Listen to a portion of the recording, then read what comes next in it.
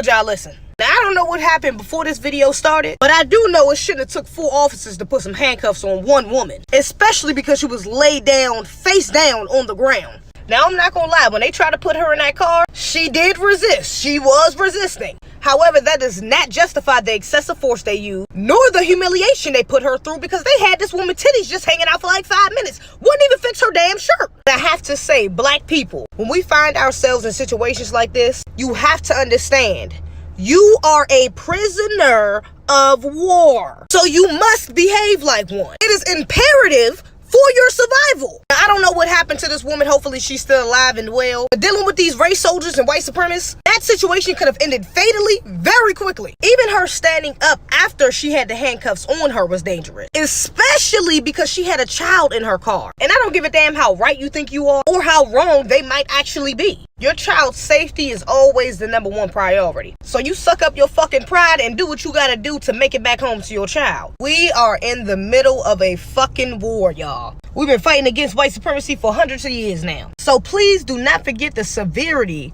of your decision-making skills, because you have to choose not to be irrational. You have to choose not to be over-emotional. You have to choose not to be impulsive. You have to choose not to be prideful. You have to choose not to just think in the moment, but think further ahead. And you have to choose when to comply and when to resist. So what I'm saying is, be aware of your actions, because it can be the determining factor between life and death. Let me go, man.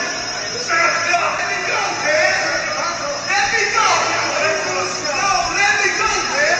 I ain't done nothing. What's good, y'all? Listen. Black people, black men, more specifically, you have the right to defend yourself. It may not seem like it because these race soldiers keep attacking us and getting away with it, but in situations like this, bruh, what the fuck was this? Shout out to the man in the red who was at least trying to de-escalate the situation by talking to them. But I spotted 3 black men in total and wasn't no fucking hands thrown. I'm confused. I don't know if this man was stealing or not, but to be honest, it has nothing to do with this result. Dude wasn't even a security guard. As a matter of fact, the security guard was standing right beside them, not doing shit. And then the other white dude was standing there defending him like he was his backup. Sound familiar? Listen, if you have any sort of dignity, you will never allow someone to disrespect and assault you in that manner. Or your family. That should be the standard. As a matter of fact, we need to switch up the whole fucking narrative anyway. Everybody want to scream, hands up, don't shoot. I can't breathe. Like, I get it. Oh, wait a minute. But maybe we should switch it up a little bit. How about hands up, don't shoot, but if you shoot, I'm shooting back. I can't breathe, but my brother can, and he gonna whoop your ass if you don't get the fuck up off me. Hashtag don't shoot. Unless they shoot first. Fear is the #1 source of warfare. So stop being scared to defend yourself. Canceling these celebrities, let me say that. And I get it, because a lot of these fucking celebrities be on some coon shit. My nigga be on some straight coon shit, I get it. But I need y'all to be realistic with yourselves. Why did you follow this person? Why did you continue to follow this person? And why do you expect them to say something now? And then not only say something now, but say something that agrees or aligns with your rhetoric. I want you to think about that. Because y'all are canceling people that ain't never said nothing political in their goddamn lives until now, and been fucked up and said the wrong thing, and now y'all are dragging them through the mud because of what they said and canceling them. For example, B. Simone or Zeze. B. Simone was talking about praying or some shit like that. Zeze posted this dumbass meme talking about how riots aren't protests and they're criminals, all this other bullshit. Right? But these niggas, they're comedians. B. Simone ain't never made no political content. She's never made content about black issues.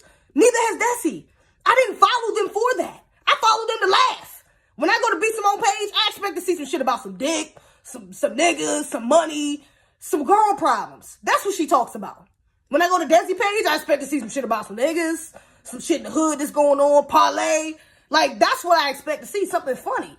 I'm not going there to see if they posted anything revolutionary, if they behind the Black Lives Matter movement. That's not what I followed them for. Now, I get that a lot of people feel like, well, shit, if you black, you a celebrity, you got black supporters, you automatically should feel like you should be on the side of Black Lives Matter. You should be saying something. You should be with us. And I understand that because I think it's true. But at the same time, you gotta understand the black people who support these people, again, goes back to my first point. We don't look at them for that. We know that. We love to follow people and kiki, ha, dance with them. Oh, he a good dancer. Oh, he a good singer. Oh, he a good entertainer. But then once it comes down to getting some shit done or doing some real shit, like changing the fucking country, you know what I'm saying? They quiet. But understand, the country been needed change. Police brutality been going on, been happening. And they ain't said nothing in. The Black Lives Matter movement started back in 2012. And they ain't said nothing since then. And now, that the whole fucking world is protesting and everybody got something to say, and now they feel like they need something to say, now you expect them to say something that aligns with your rhetoric or your thoughts? When you didn't have no clue about their rhetoric, how they felt about Black Lives Matter, how they felt about police brutality, you didn't know how they felt about none of that shit before this day. So how could you expect, I mean, that's just foolish and naive of you to expect them to say some shit that you won't agree with. The chances are they're not. Now, for me, I don't hold these celebrities, like I said, I don't hold them to a high standard. I didn't expect them to say anything. And if they did, I didn't expect them to say something that I wanted them to say or that I would agree with. I didn't expect it because that's not what I followed them for. And to be honest, most of these fucking Instagram famous people or regular ass celebrities be coons. Most of them sold the fuck out. Let's be real. That's why most of them not saying shit. That's why most of them who are saying shit are getting dragged. We've been knew that though. Or you should have. I'm sorry, I've been knew that. I know some other conscious people that been knew that who ain't surprised. And that's not giving attention to some of these celebrities because we already know that that's some shit that they would say. Come on. Stop it. Like, you know what I'm saying? And I'm not saying, don't think I'm trying to tell people to not drag these people because I am all behind fucking dragging somebody and teaching their ass a lesson. It'll humble the fuck out of you getting dragged. Trust me, I've been there. You know what I'm saying?